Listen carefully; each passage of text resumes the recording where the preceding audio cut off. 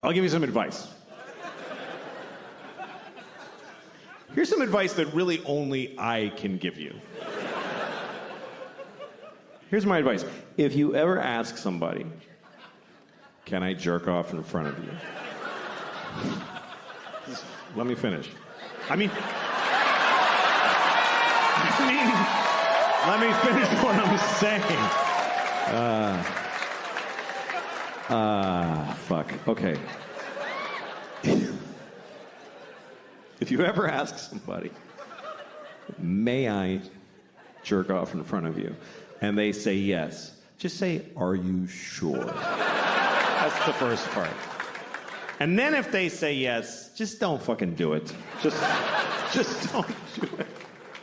Because look, whatever you're into, okay? Because everybody's got their thing. Whatever your thing is, I don't know. You all have your thing. I don't know what your thing is. You're so fucking lucky that I don't know what your thing is. Do you understand how lucky you are that people don't know your fucking thing? Because everybody knows my thing. Everybody knows my fucking thing now. Obama knows my thing. Do you understand how that feels? To know that Obama was like, good Lord.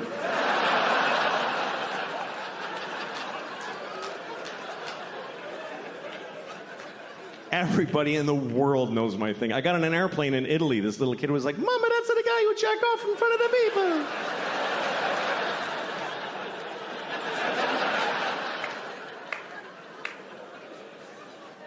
So whatever your thing is, I don't know what it is. Maybe you can't come unless you have your father on speakerphone. Whatever it is.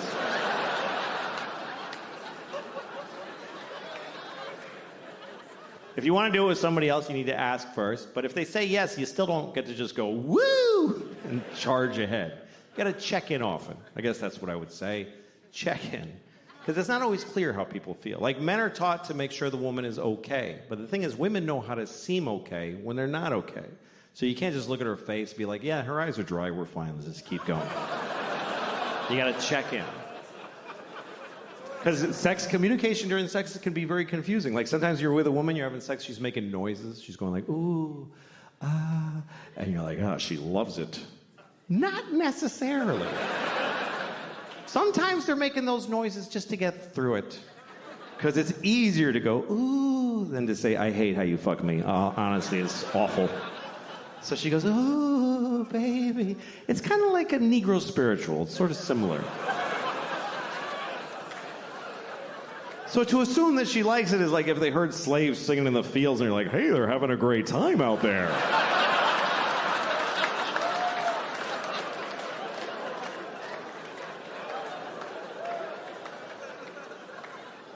As far as my thing, I don't know what the fuck. People are like, why do you want to do it anyway? Okay, I don't know. I like jerking off. I don't like being alone. That's all I can tell you. I get lonely. Where is everyone? It's just sad. I like company. I like to share. I'm good at it, too. If you're good at juggling, you wouldn't do it alone in the dark. You would gather folks and amaze them.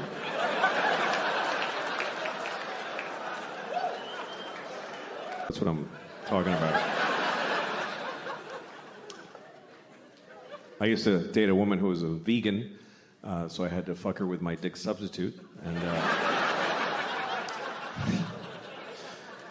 remember when meeting a vegan was weird? Remember when that was like a strange thing? Like, oh, what is that? Like, you probably met your first vegan in the 90s. You had like a dinner party, and somebody brought a vegan. And they said, just so you know, I'm a vegan. And you're like, I'm sorry, you're a vegetarian? And they're like, no. All right, what is the thing? And they tell you all, okay, yeah, I have no food for you. You can eat a napkin and shit paper, I don't care. But then you met another vegan, and you're like, oh, okay. And then now they're everywhere. Now, who cares? There's several vegans in restaurants and whatever. It's kind of like gay people, sort of a similar trajectory of growth and acceptance in the culture, you know? The gay people and vegans have a lot in common. Like, they both have to tell their families Thanksgiving. That's when they have to tell them. And dad gets angry. Your mother worked all night cooking that turkey, and you're telling me you're a fucking faggot? You know, it's drama. But those are the old days. Things are better now. I think it's pretty amazing when you think about it. The people used to say that being gay was wrong. Pretty recently, folks used to, like most people used to say that being gay was wrong. Of course, it's not wrong to be gay. I mean, it's pretty gay, but it's not wrong. But that's what people used to say. And now nobody says that. And I think that's a positive change. I think that's a good thing. Although I do wonder if there are gay people who miss when it was wrong. Maybe there's a few who miss when it was, because wasn't it a little more fun when it was like, this is fucking crazy? Like, didn't that give it a little zhuzh, a little... I could lose my job, oh fuck. Because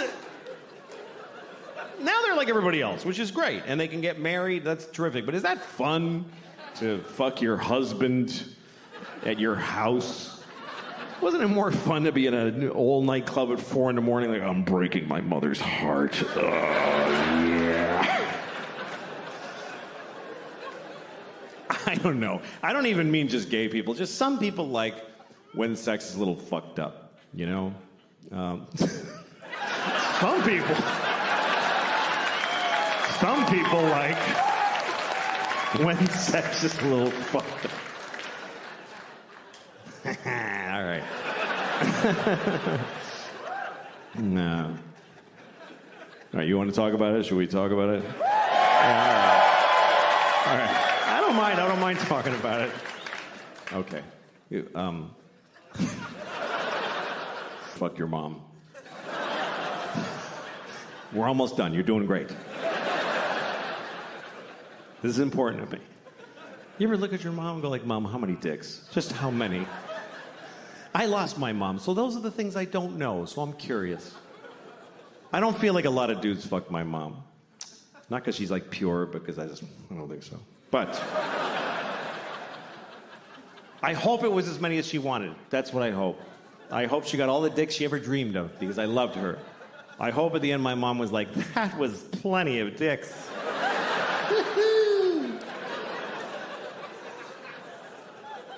But I'll never know, because you don't know your mom. That's the truth. You don't really know your mother. You feel like you know her, but you know what she told you. She didn't tell you shit. You don't tell your kids your life. What did your mother tell you? I won a swimming medal when I was 12. She didn't tell you, like, I used to fuck this guy at work. It was amazing. She didn't tell you that. Think about your mom's life story as she told it to you. There's huge holes in that story. Like, well, I graduated when I was 22, and then I met your father when I was 35. Feels like a lot of dicks would fit right in there, Mom.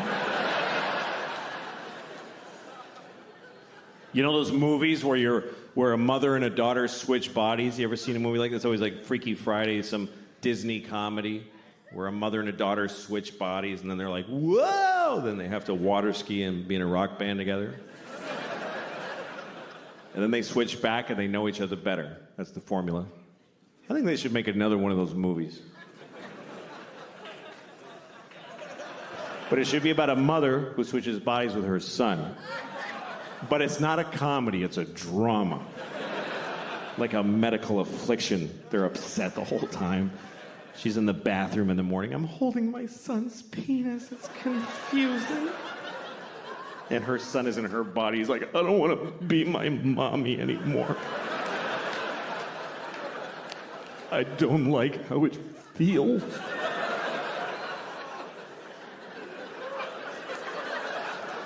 And his dad comes home and he starts fucking him.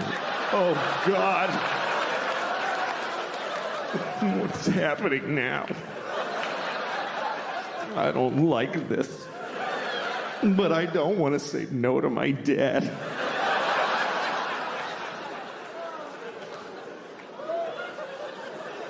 And then at the end of the movie, they never switch. Believe there's a God. How many people?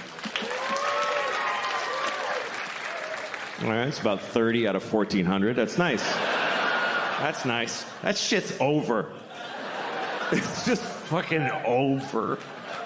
You go to a church, it's like going to a roller skating rink on a Wednesday. It's like, this used to be something. What happened? I don't know. I don't think there's a God. And that's not a conviction. I just don't suppose. I just reckon there ain't. I reckon there ain't no Lord. And because I don't believe there's a God, I fucking hope there's not a God. I fucking hope. Oh, please. If you don't believe in God, you better fucking hope. You better get on your knees and pray. Please, God, don't be. Because that's a bad thing to be wrong about.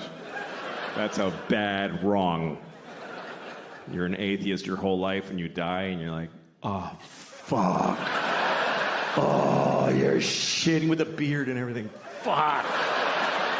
Oh.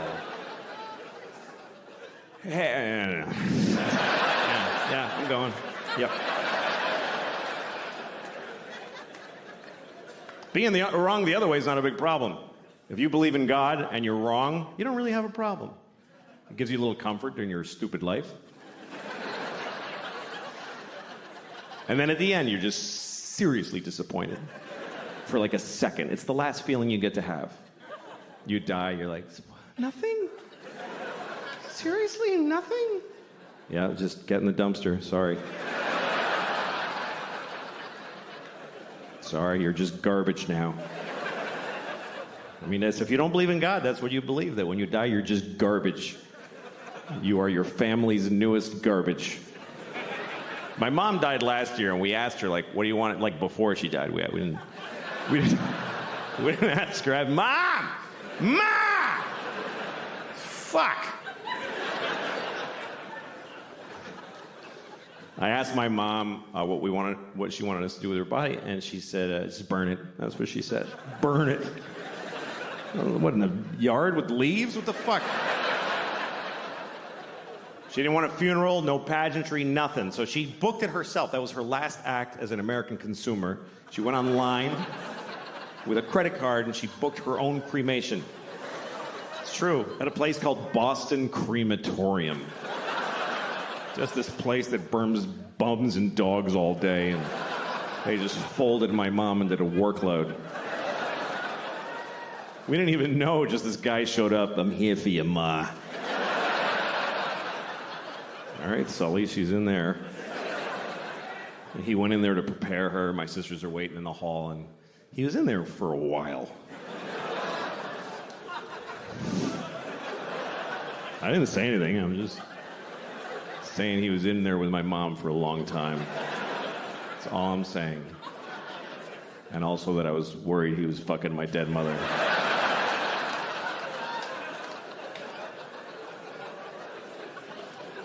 Anyway, then he brought her out in a kind of a nice bag, and he put her in a van.